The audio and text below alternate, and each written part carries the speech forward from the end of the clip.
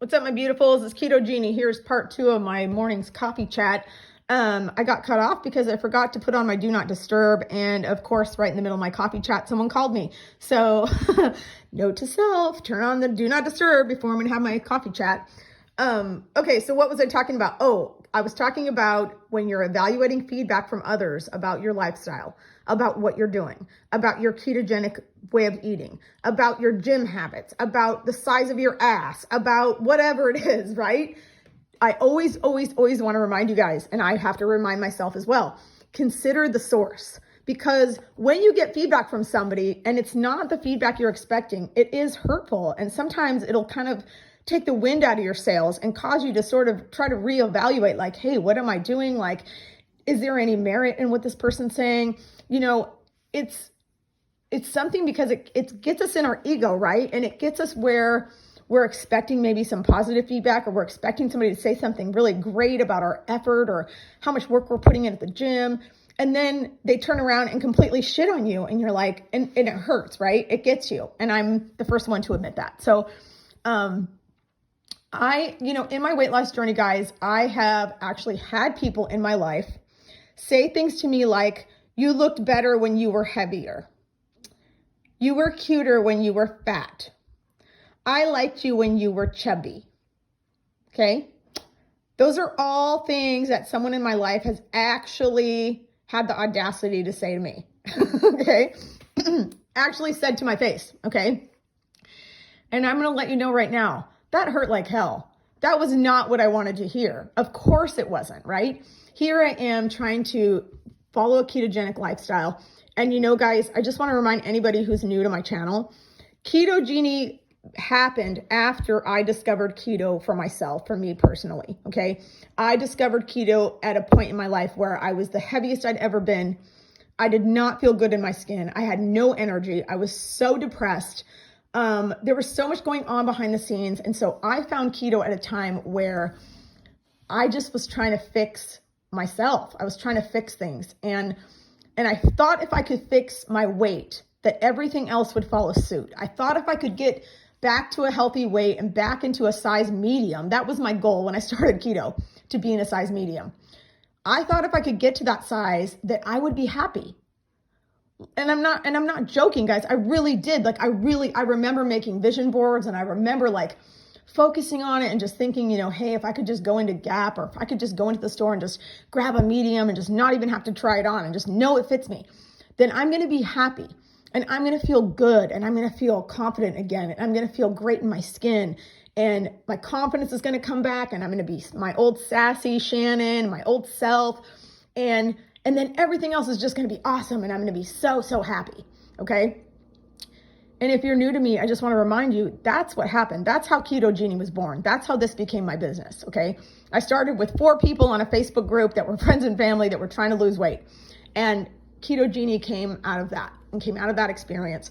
And then the cookbook, the baking, all of that came out of trying to give people the foods that they found tempting and the foods that sabotage their keto journey. So things like tag-along bars, things like donuts, things like bagels and bread.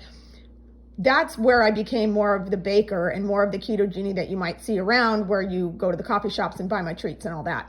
But if you're new, just realize that KetoGenie was born out of just my own personal journey, and the fact that eating keto changed my life, and it pulled me out of such a dark place of where I was. And I look back on that time, and it just, honestly, even just talking about it right now gets me choked up, guys. It's like I can never describe what kind of dark place I was in and how much keto has changed my life. And so back to what I was talking about feedback, guys. So once I had lost some significant weight on keto, I was working out at home, and I was trying to find a gym. I was trying to find a place where I could go and get motivated, and I could find sort of a community and a support group to inspire me to work out on the days I didn't feel like it. That's pretty much all I was looking for, guys. And that is how I stumbled upon Lab Athletics. And I was just at the lab yesterday with 2 of my homies, 2 of my besties, Esperanza and Alonzo. And we were talking about how when I first joined the lab, I literally walked in the door and was like, what the hell is this place? Like, it was not anything I was expecting. It was not anything that I had in my mind. You know, it's in this sort of industrial park. And I remember looking around and being like, whoa, this place looks kind of sketchy. Like, what's going on? And so that day, I met one of the trainers, Kim. I met Yellen. There was an instant connection with both of those women. And as much as this is going to sound shitty or conceited or however you want to judge this, guys, okay? I had gone to a few other gyms. And so when I'm going into this gym and I'm meeting this trainer, okay? And keep in mind, I'm very heavy, okay? I'm not fit whatsoever. Like I need help, right? When I've gone into these other gyms and I look at the trainer and I'm like, this person doesn't look fit. This person doesn't look shredded.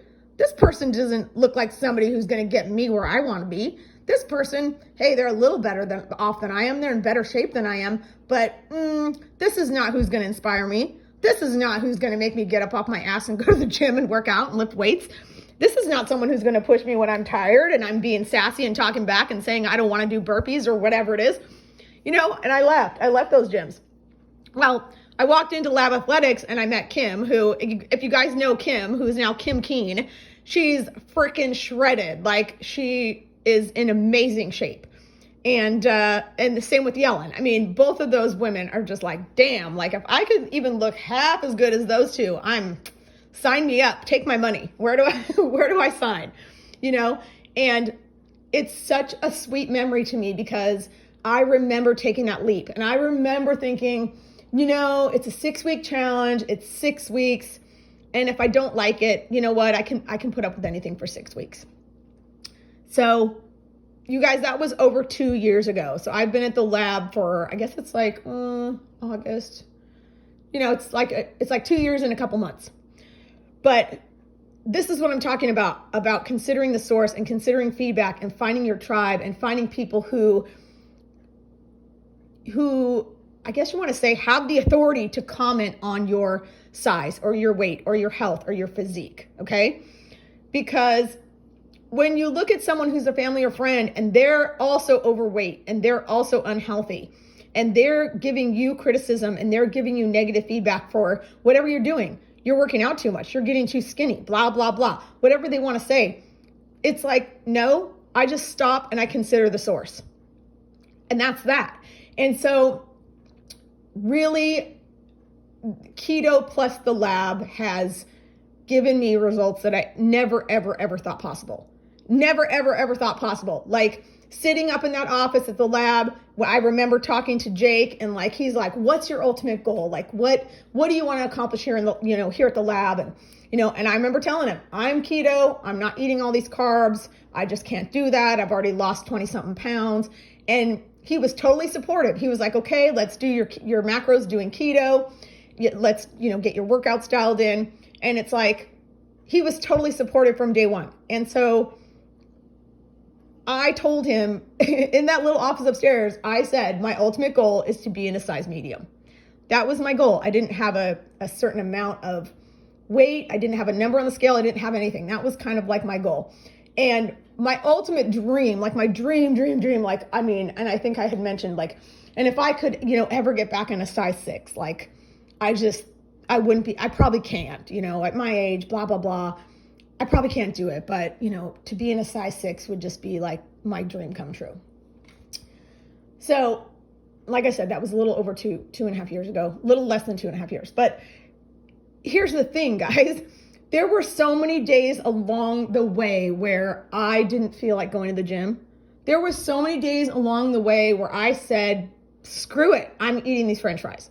There were so many days along the way where I did not see my own progress, where I didn't see a difference, where I was like, well, this is bullshit. What am I doing all this for? Like, I'm still not where I want to be. I'm still not in shape. I'm still not, and that negative self-talk that we all have, it just sucks.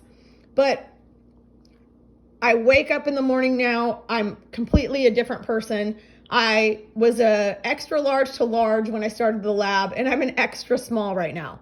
I literally wear an extra small. I never ever thought I would get here, guys, and I'm still not done. So this is getting long. I'm going to wrap this up. Consider the source, consider the feedback before you believe it. I love you.